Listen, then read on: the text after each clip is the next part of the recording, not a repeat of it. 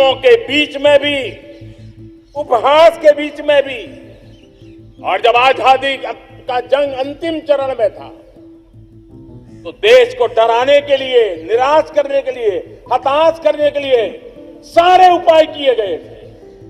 अगर आजादी आई, अंग्रेज चले जाएंगे तो देश टूट जाएगा, बिखर जाएंगे, लोग अंदर अंदर लड़ करके मर जाएंगे, कुछ नहीं बचेगा, अंधकार युग में भारत चला जाएगा। न जाने क्या क्या आशंकाएं व्यक्त की गई थी, लेकिन उनको पता नहीं था ये हिंदुस्तान की मिट्टी है। इस मिट्टी में वो सामर्थ्य है जो शासकों से भी परे सामर्थ्य का एक अंतर प्रभार लेकर के जीता रहा है, सदियों तक जीता रहा है। और उसी का परिणाम है, हमने क्या कुछ नहीं झेला। कभी अन्न का संकट झेला, कभी युद्ध के शिकार हो गए, आतंकवाद ने डगर डगर चुनौतियां पैदा की, निर्दोष नागरिकों को मौत के घाट उतार दिया गया, छद्म युद्ध चलते रहे, प्राकृतिक आपदाएं आती रही, सफलता विफलता, आशा निराशा, न जाने कितने पड़ाव आए हैं।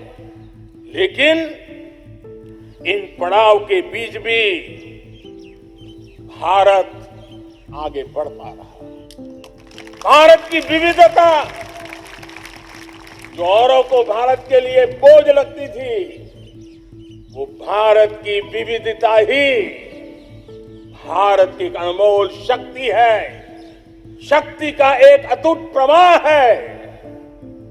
और दुनिया को पता नहीं था कि भारत के पास एक इनहेरेंट सामर्थ्य है, एक संस्कार सरिता है, एक मन मस्तिष्क का विचारों का बंधन है, और वो है भारत लोकतंत्र की जननी है।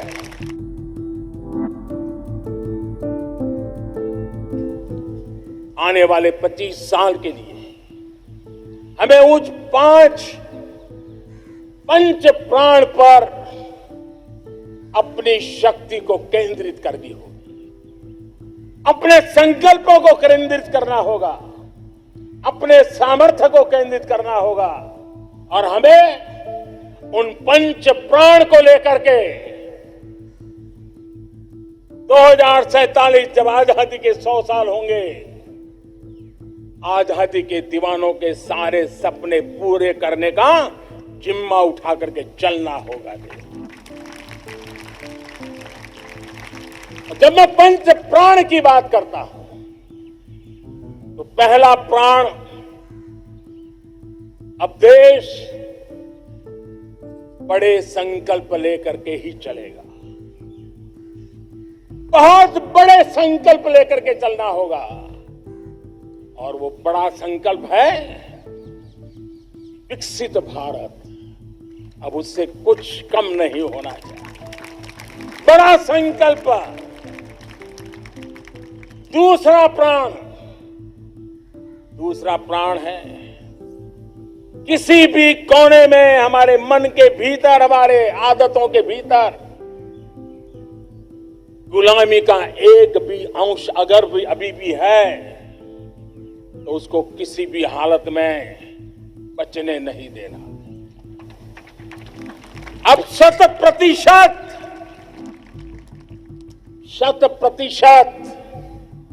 सैकड़ों साल की गुलामी ने जहां हमें जकड़ कर रखा है, हमारे मनोभाव को बांध करके रखा हुआ है, हमारी सोच में विकृतियां पैदा करके रखी है, हमें गुलामी की छोटी सी छोटी चीज भी कहीं नजर आती है, हमारे भीतर नजर आती है, हमारे आसपास नजर आती है, हमें उससे मुक्ति पानी ही होगी।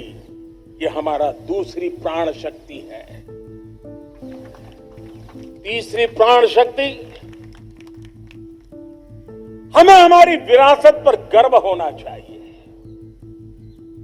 हमारी विरासत के प्रति, क्योंकि यही विरासत है जिसने कभी भारत को स्वर्णिम काल दिया था, और यही विरासत है जो समयानुकूल परिवर्तन करने की आदत रखती है। यही विरासत है जो काल बाह्य छोड़ती रही है, नित्य नूतन स्वीकारती रही है। और इसलिए इस विरासत के प्रति हमें गर्व होना चाहिए। चौथा प्राण, वो भी उतना ही महत्वपूर्ण है, और वो है एकता और एकजुटता। 130 करोड़ देशवासियों में एकता, न कोई अपना न कोई पराया। एकता की ताकत एक भारत श्रेष्ठ भारत के सपनों के लिए हमारा चौथा प्राण है। और पांचवा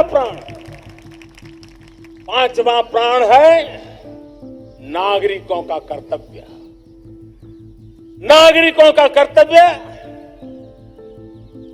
जिसमें प्रधानमंत्री भी बाहर नहीं होता है, मुख्यमंत्री भी बाहर नहीं होता है, वो भी नागरिक है। नागरिकों का कर्तव्य, यह हमारे आने वाली 25 साल के सपनों को पूरा करने के लिए एक बहुत बड़ी प्राण शक्ति है।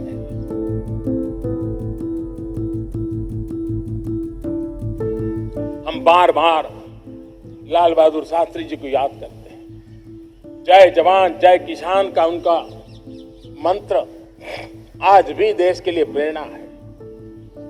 बाद में अटल बिहारी वाजपेयी जी ने जय विज्ञान कह करके उसमें एक कड़ी जोड़ दी थी और देश ने उसको प्राथमिकता दी थी। लेकिन अब अमृत काल के लिए एक और अनिवार्यता है, और वो है जय अनुसंधान। जय जवान जय किसान जय विज्ञान जय अनुसंधान।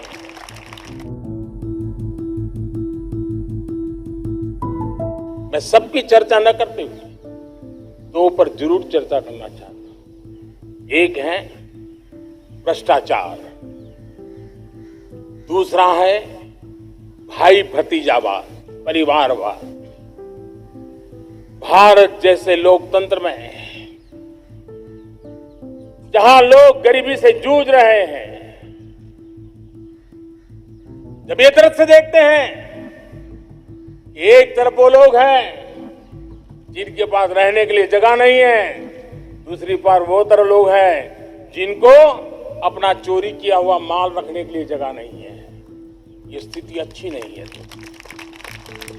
और इसलिए हमें भ्रष्टाचार के खिलाफ पूरी ताकत से लड़ना है।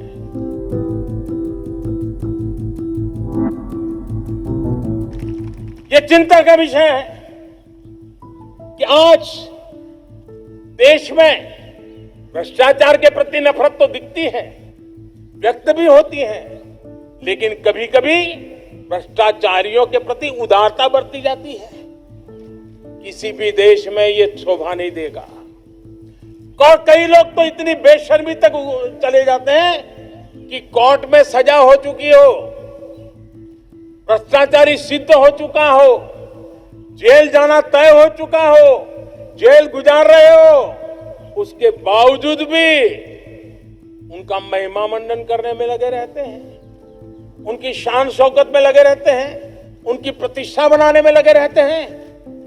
अगर जब तक समाज में गंदगी के प्रति नफरत नहीं होती है, स्वच्छता की चेतना जगती नहीं है। जब तक भ्रष्टाचार और भ्रष्टाचारी के प्रति नफरत का भाव पैदा नहीं होता है, सामाजिक रूप से उसको नीचा देखने के लिए मजबूर नहीं करते, तब तक एक मानसिकता खत्म होने वाली नहीं।